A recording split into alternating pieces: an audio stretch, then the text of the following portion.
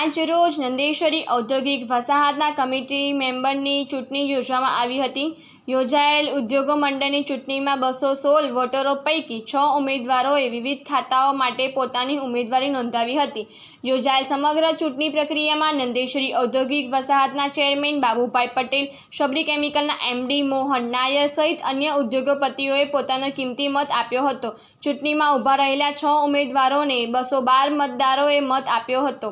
યોજાયેલ ચૂંટણી પ્રક્રિયામાં કુલ 5 જેટલા ઉમેદવારોને વિજેતા ઘોષિત કરવામાં આવ્યા હતા।